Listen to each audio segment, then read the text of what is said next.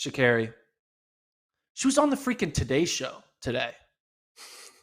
How many people in the history of non-Olympic game or even non-world championship or even have been like on the Today Show before a track meet? Like this never happens. We are witnessing like the transformation of like not transformation, but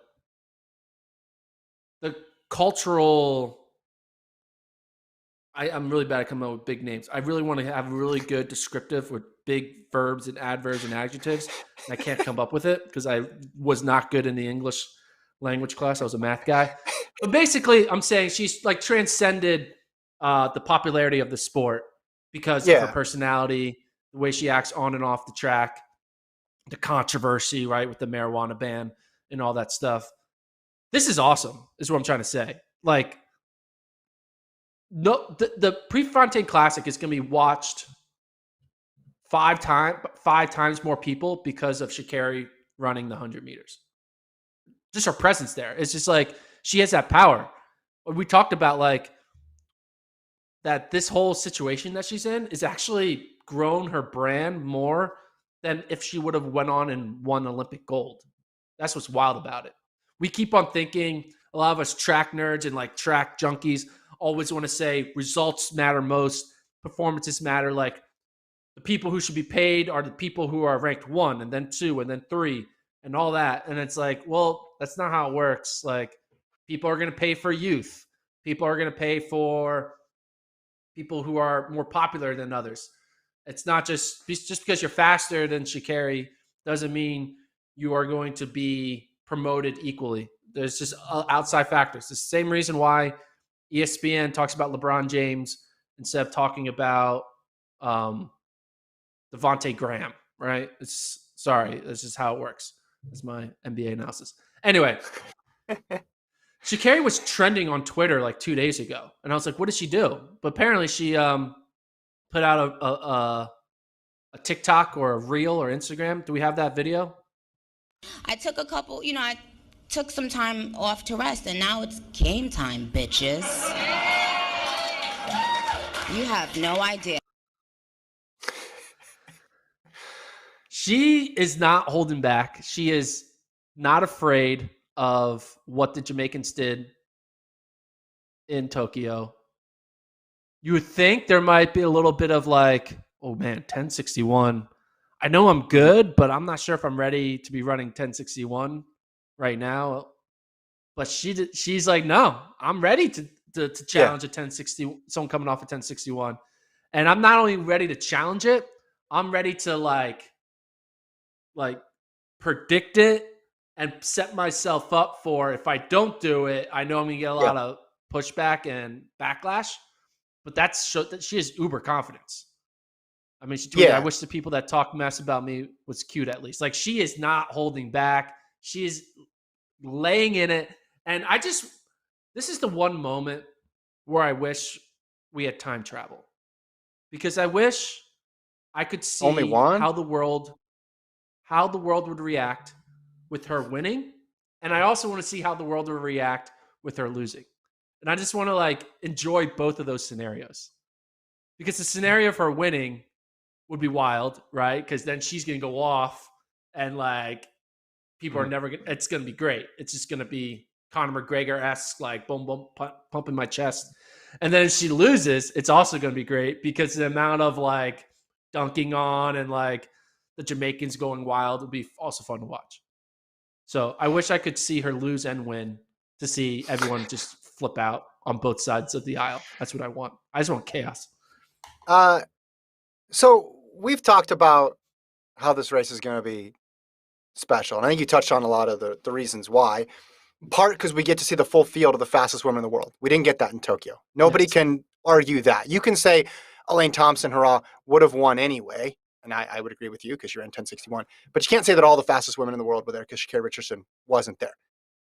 But the other reason this race is special is because Richardson has this ability to raise the stakes whenever she runs. Track is so good. Track is exemplary at having all the meets blend together except for Olympics and World Championships. That's what track does. Everything is just basically a tune-up type meet or a one-off meet, except Rustbuster. for a rust buster, except for the Olympics.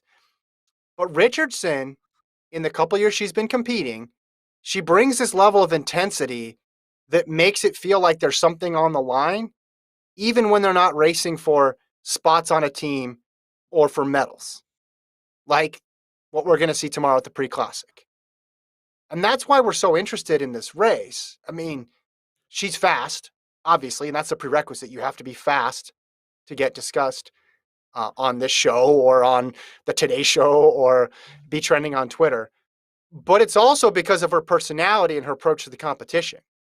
And it's super hard to get the sports world in the United States talking about track and field after the Olympics have ended. The Olympics are over. We're supposed to be on a break now of mainstream track attention. And yet Sha'Carri Richardson has succeeded in doing that. They are still talking about track and field in the United States post-Olympics. Yeah, and I honestly think more people are going to watch this would be actually a really good analytical test. When they post this 100-meter dash on the NBC account, you have to wait a few weeks, right? More people will watch this 100-meter dash than will watch the Olympic final. Regardless if Sha'Carri wins, people are going to watch it. If Sha'Carri loses, people are going to watch Sha'Carri lose. Like, people want to see her win and people want to see her lose, which is what you want. People want to see LeBron win. People want to see LeBron lose. That's why the NBA is popular, because LeBron has been able to make everything matter. Like, every loss matters, every win matters. And we don't have that in track, like you said. Nobody cares if you're the Prefontaine champion. Yeah. No one But cares she puts herself on the line. Sanford invite champion. But she puts the video out, or she puts the video out, or she goes on the Today Show and immediately creates stakes. And the stakes aren't medals, right? The stakes are, it's almost just like pride. Like, I'm putting myself out there.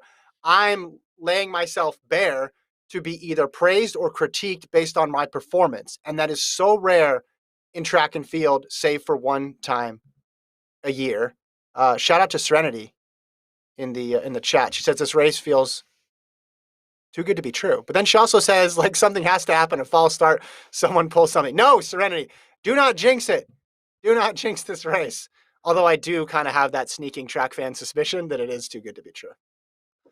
I am hoping, though, in the simulation where she loses, I hope she doesn't all of a sudden turn that loss into like a need to be like more humble about the next race. Like, she needs to be like, I was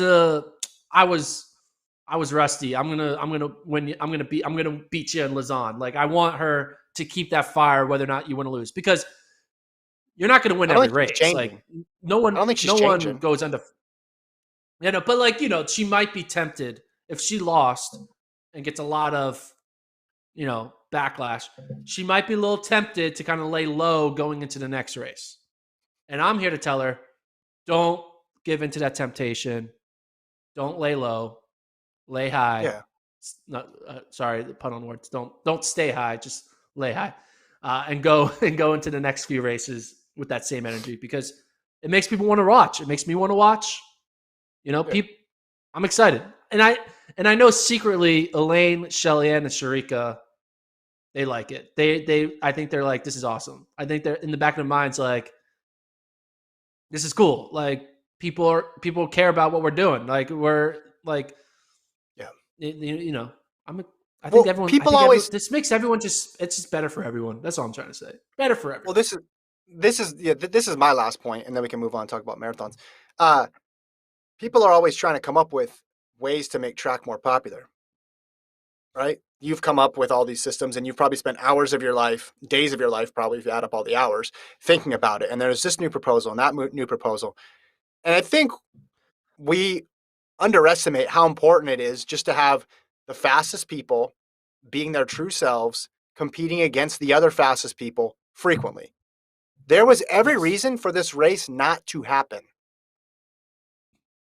Yes. You had people who have everything to lose and nothing to gain by running, and yet they're still running. And in Richardson's case, she's not giving an inch in any of this pre-race talk, right? And that you can see catches on with people. That gets you trending on Twitter. That gets you talking about to the Today Show the day before a Diamond League meet, not the Olympics. That sort of stuff, when you have the fastest people willing to put themselves out there more than one time a year, this is the result. Now, it takes a special person like Richardson, and it takes a special field like we have with Thompson, Huron, Fraser-Price to add that extra layer to it. But it's possible, and it doesn't take convoluted schedules and refiguring this out. This track's a simple sport. Fastest people, go out there, race each other, and be yourself. If you're confident in real life, be confident in front of the camera, in front of the microphone, right? Don't shy away from it. Embrace it. I love it. Yeah, I'm old enough to remember when people, track fans and meet directors, thought we were growing the sport because they started using athletes' Twitter handles in the press releases because it was helping with the athletes, brand. Or they're like, ooh, but do you see the new walkout that they have now? They get to take a photo in front of that, or they have fireworks now when they cross the finish line. It's like that's all doesn't matter. People are like, whatever. What matters is stakes. And you can get stakes by putting a lot of money on the line. You can get stakes by it being a once every 4-year event or once every 1-year event by being a world championship. Or you can get stakes by the athletes telling you this matters. And Sha'Carri is telling the world that Prefontaine 100-meter dash matters. Yeah. There's nothing that anyone in the media could have done or in the meet direction of Prefontaine, and even putting them together. Like, even if we had this race and Sha'Carri didn't say anything and was kind of just being like meek and not really talking about it, and the Jamaicans were kind of just being quiet and all that stuff, it wouldn't be the same. But she puts out that, it's so simple, a 6-second TikTok gets us like, oh, all right, she means business. So it's wild. Look at me. She has more followers than Dak Prescott, DeAndre Hopkins, and Jalen Hurts. It's wild. Those are football players, for those of you who do not follow the National Football League here. Dak Prescott. That's crazy.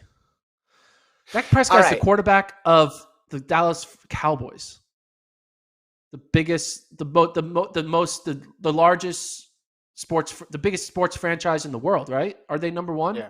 Or is there a soccer team that's bigger? I think they're number one. I think the most valuable sports franchise in the world. And he's the starting quarterback for the most valuable franchise in the world, Sha'Carri Richardson, who didn't even go to the Olympics. It's more followers. It's wild. It's awesome. It's exciting. It's exciting. Embrace it. Hard pivot prediction. now. Final prediction. What do you think is going to happen? Okay. I think Shelly-Ann Fraser-Price is going to win. After all that. Okay. I think Fraser-Price is going to win. Shelly-Ann Fraser-Price wins?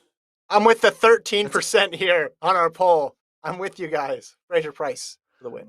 I low-key like that pick. But I'm going to go with Sha'Carri. But I do, if Sha'Carri loses, I think Shelly-Ann does win. I think if Sha'Carri loses, I think Sha'Carri gets third. I think Sha'Carri gets either third or first. But I'm going to go put my... Listen, we all win. First. I think she wins. We all win if the race happens. As Serenity was talking about, there could be so many things that still go wrong. If the race happens, it's awesome. The people who've been following track for a little while remember the Michael Johnson, Donovan Bailey match race. And it happened, but it didn't really happen because he pulled up. Or the Mo Green versus Michael Johnson meet in the middle of the 200 of the Olympic trials. And then, whenever there's this stuff bubbling up, there always seems to be something. Go back to Dan versus Dave. There always seems to be something that ruins it. Now, we've had a couple good years, some stretches here, right? In the 4-meter hurdles, we've seen it happen. But the things where there's just like a little bit of extra bite to them, sometimes they don't end up happening. So I'll be happy if the gun goes off and every lane is filled with the people that we think are going to be in the race. But I'll take Fraser-Price. I'll go with the 13% here. Go Fraser-Price. I'm going Richardson, and she's going to run 10:78. Right, because before you said because she slows the race down because there's too many fast people and they're looking at each other. That's right. It's great. Yep. Great sprint analysis there for Gordon Mack. All right, do we have time for the marathon? Yeah, let's do it. Of course we have time. Okay. All right.